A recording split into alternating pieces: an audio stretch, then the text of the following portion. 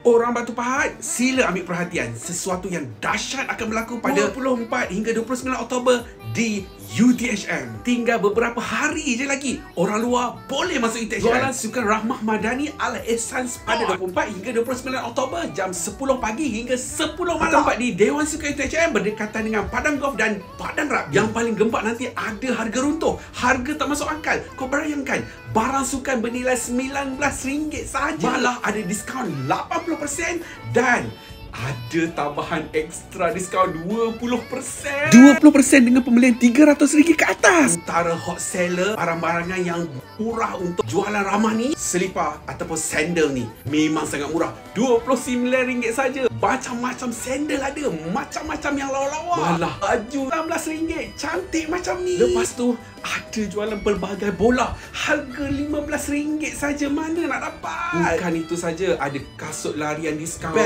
topi, seluar, boot bola dan pelbagai lagi. Korang kena dah save the date 24 hingga 29 Oktober di Dewan Sukan UTHM. Jangan lupa, wajib datang. Kalau ada yang ramah, ada yang murah, kenapa nak beli yang mahal?